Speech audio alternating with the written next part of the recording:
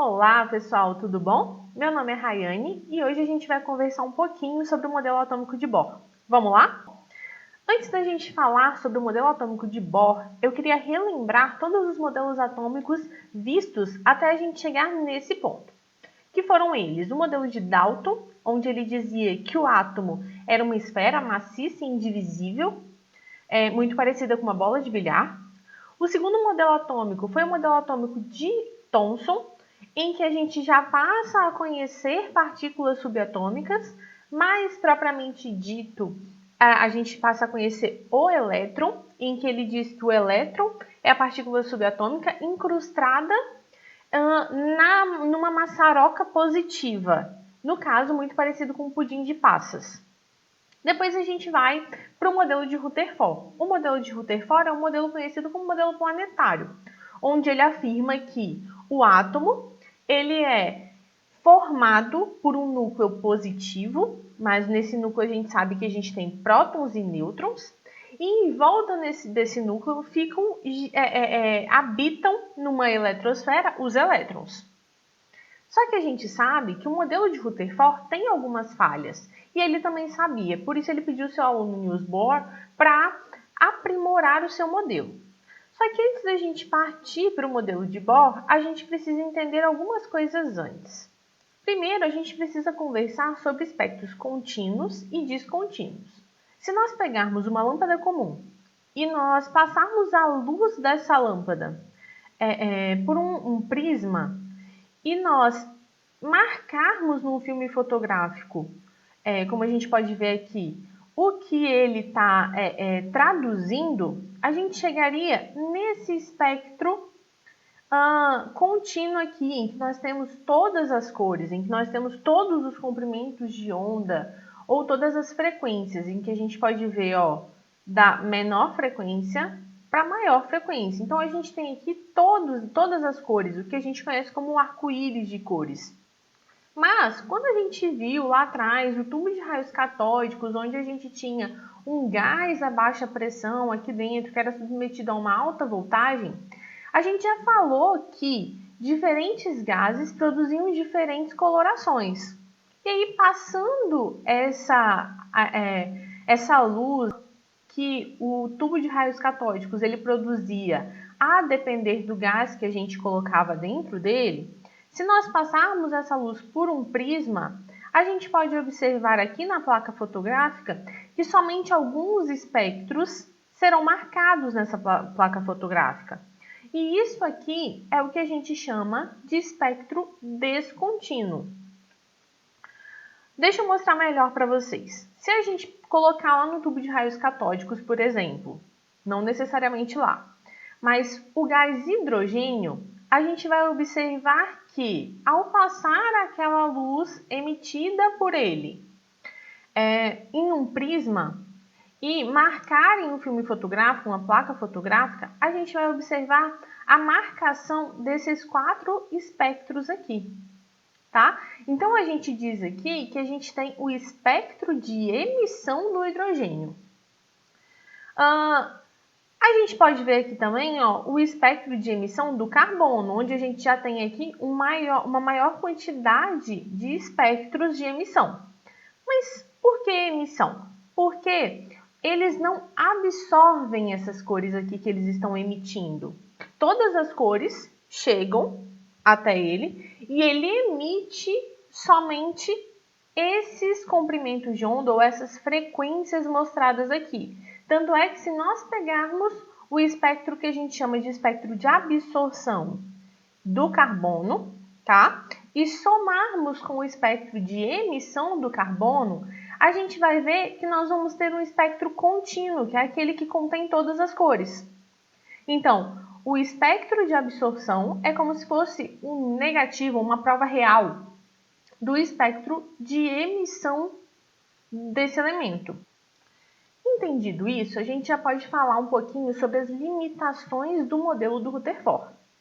Bom, segundo a física clássica, a gente sabe que partículas portadoras de cargas elétricas em movimento, elas vão emitir energia.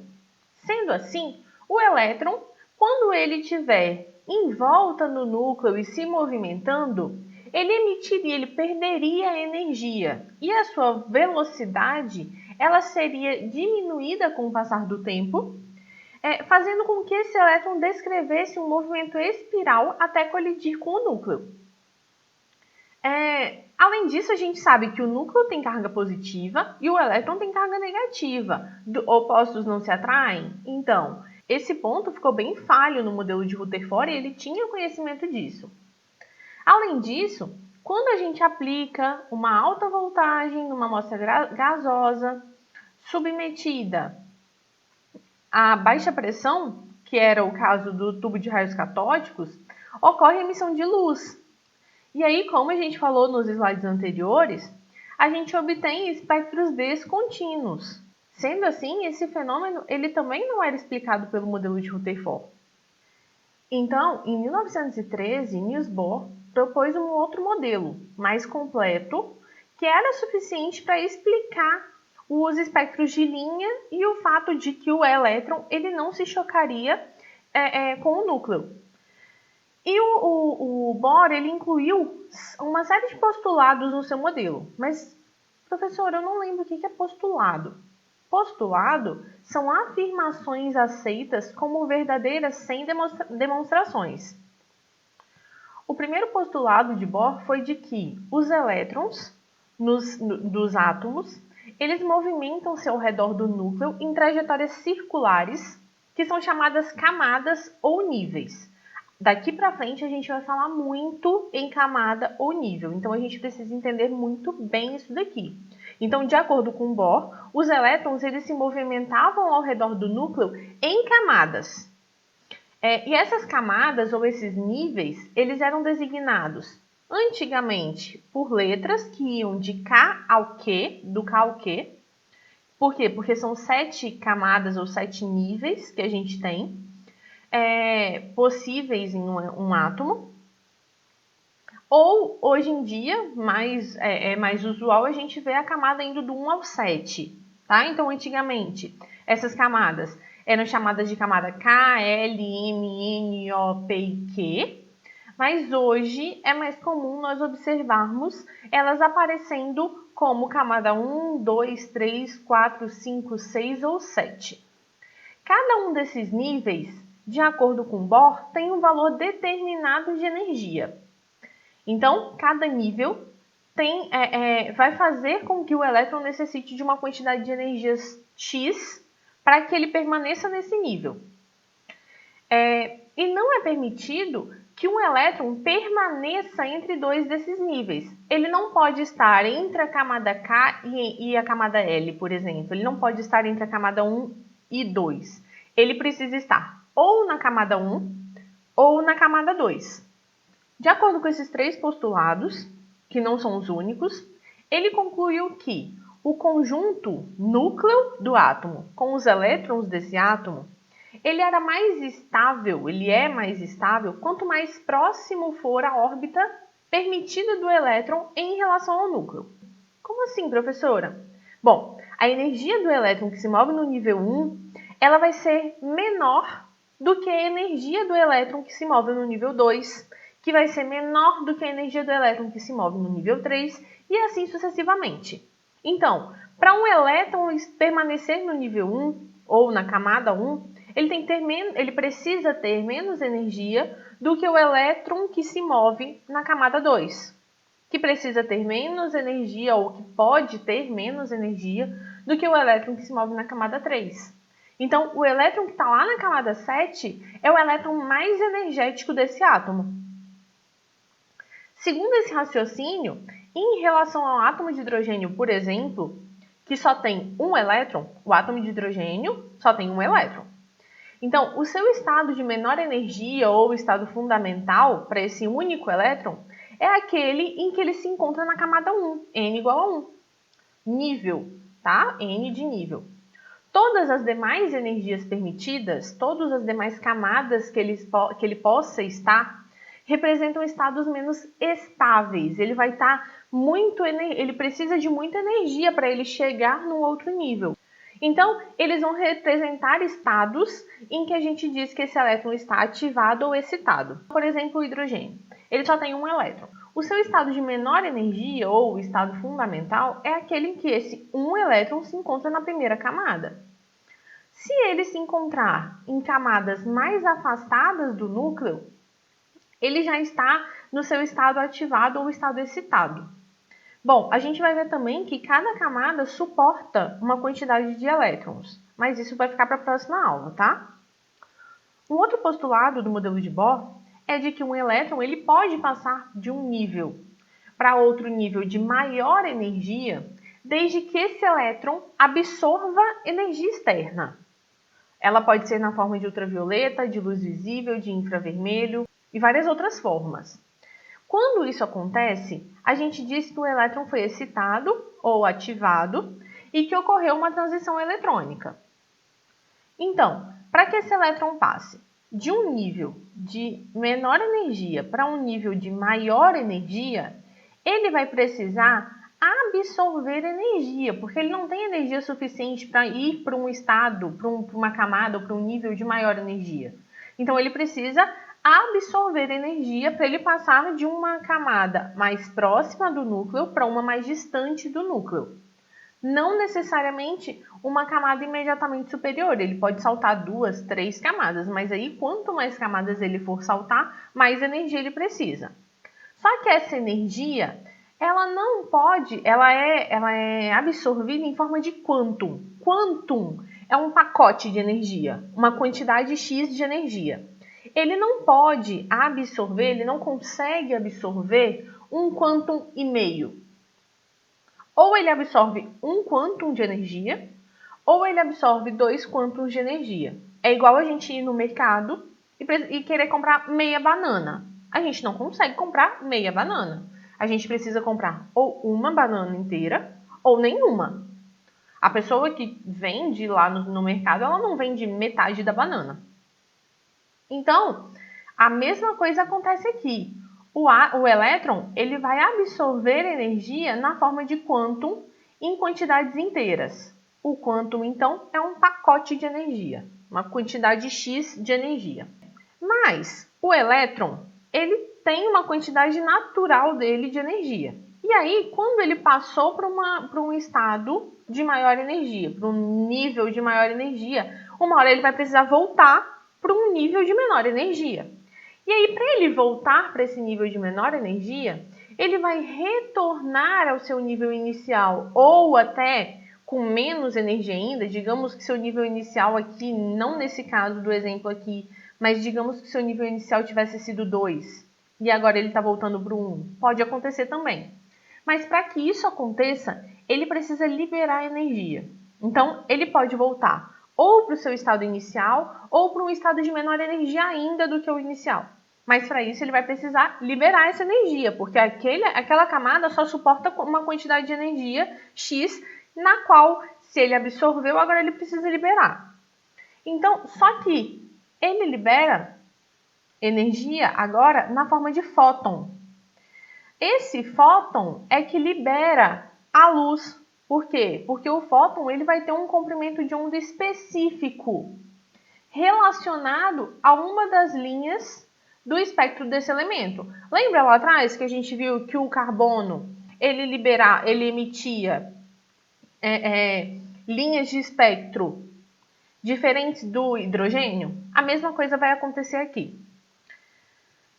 Então, o que acontece? A luz ela é emitida quando o elétron ele libera a energia que ele absorveu para saltar para uma camada de maior energia. Ó, ele estava numa camada, absorveu a energia para passar para uma camada mais energética, para um nível mais energético. Só que agora ele quer voltar para a camada dele. Ele não está suportando aquela energia, deu o tempo dele lá. Então, ele vai voltar para a sua camada ou uma camada até diferente. Mas para uma camada, ele vai mudar para uma camada de menos energia. Ele libera energia, essa energia é liberada na forma de luz. E aí, tem um outro detalhe aqui, ó, que se a gente observar aqui, o elétron ele pode saltar uma camada, 2 camadas, 3 camadas e por aí vai. E quanto mais camadas ele saltar de uma vez, mais energia ele vai precisar liberar. Porque se ele está passando da 2 para 1, Ele vai liberar uma quantidade de X de energia. Se ele está passando da 3 para 1, ele vai liberar uma quantidade maior do que X de energia, porque essa camada 3 é mais energética do que a 2. E aí, isso vai ser proporcional à frequência liberada. Quanto maior a energia liberada, maior a frequência do comprimento do espectro, da linha de espectro que ele vai liberar. E aí, cores diferentes vão surgir. 3 anos depois de Bohr propor o seu modelo, Sommerfeld ele fez alguns experimentos utilizando espectroscópios com uma melhor resolução. E aí ele conseguiu observar que os níveis propostos por Bohr, que eram considerados anteriormente constituídos por uma única linha, ou seja, um nível era uma única linha. Esse elétron ele tinha que girar nessa única linha.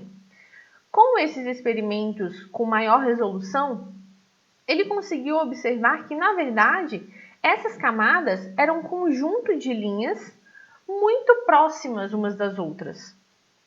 Ou seja, os níveis de energia, que aqui a gente chama de N, na verdade, eles são constituídos por subníveis de energia, que nós vamos chamar de L. Então, Sommerfeld, ele propôs o seguinte, ele chegou à seguinte conclusão, que os níveis eles são formados por subníveis. Perceba, os níveis aqui, eles não deixam de existir. Sommerfeld faz uma melhora, ele dá uma aprimorada no modelo de Bohr. Aliás, o modelo de Bohr, muitas vezes vocês vão ver como o modelo de Rutherford-Bohr, tá? Então, a gente tem, Dalton, Thomson, Rutherford e depois Rutherford-Bohr, porque o modelo de Bohr, ele só aprimorou o modelo de Rutherford, ele não se basta sozinho. Ele não derrubou o modelo de Rutherford, ele melhorou o modelo de Rutherford. Por isso, vocês vão ver muitas vezes o modelo de Bohr como o modelo de Rutherford-Bohr. Sommerfeld também vem para somar essa questão dos subníveis de energia ao modelo de Bohr, só que ele dá uma discordada de Bohr aqui, Para Bohr, vocês viram lá atrás nos desenhos anteriores que no modelo de Bohr, as órbitas, no caso as camadas e os níveis, eram sempre circulares. Então, uma das características importantíssimas do modelo de Bohr é que a gente tinha camadas ou níveis circulares. Agora, Sommerfeld, com base em alguns cálculos, ele diz que cada nível de energia, N, estará dividido em N subníveis. Como assim, professora? Bom, o que ele quer dizer com isso? Ele quer dizer que o nível de energia 1 vai ter uma subcamada. O nível 2 vai ter 2 subcamadas. O nível 3 vai ter 3 subcamadas. E assim sucessivamente, até chegar ao nível 7, que tem 7 subcamadas. Até aqui tudo bem, porque ele não retira nada do que Bohr disse. Só que, a partir daqui, ele retira, olha só. Ele diz que cada subcamada vai ser composta por uma órbita circular e o restante delas serão órbitas elípticas. Bom, vamos entender isso. O primeiro nível, ele tem uma subcamada. E essa uma subcamada é circular. Só que o segundo nível, ele já tem 2 subcamadas. Sendo que uma delas é circular e a segunda vai ser elíptica. O terceiro nível, ele tem 3 subníveis. Sendo que um deles é circular e os outros 2 são elípticos. O quarto nível, que a gente pode ver aqui no desenho, tem 4 subcamadas, sendo uma circular, ó ela aqui, e as outras 3 que sobraram elípticas. Bom, visto isso, a gente pode falar um pouquinho sobre o teste da chama. O teste da chama, ele foi bastante importante há algum tempo atrás, porque ele ajudou a identificar muitos elementos. Mas hoje em dia, nós temos equipamentos que nos mostram qual elemento nós estamos trabalhando de uma forma bastante precisa. Mas ainda assim, é bastante interessante. Olha só, quando a gente fala com relação ao sódio, a gente tem, se nós passarmos pelo prisma e marcarmos lá na placa fotográfica, a gente vai ver que ele emite comprimentos de onda no espectro aqui, ó, que a gente pode ver, é um amarelo. E aí, quando a gente coloca um fio de níquel embebida em cloreto de sódio, não o sódio puro, porque é bastante perigoso, mas em cloreto de sódio, que é um sal que contém sódio, a gente observa a formação de uma chama na coloração na coloração amarela, assim como o espectro do sódio mostra pra gente. A gente tem aqui também a representação do estrôncio, do espectro do estrôncio, onde a gente tem as linhas roxas, mas nós temos aqui também, ó, do amarelo ao vermelho. Quando a gente faz o teste da chama, com um sal de estrôncio embebido num fio de níquel, a gente observa a formação de uma chama vermelha. Coloquei aqui algumas outras chamas para vocês poderem observar, em que nós temos aqui o potássio, que emite luz no comprimento de onda do violeta, o cobre, que emite luz no comprimento de onda verde, o sódio, que a gente já viu no amarelo, o cálcio é um laranja intenso, o bário um laranja um pouco mais claro e o estrôncio no vermelho.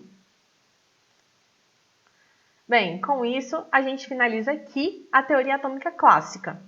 E na próxima aula a gente entra na teoria atômica moderna, onde a gente vai conversar sobre distribuição eletrônica.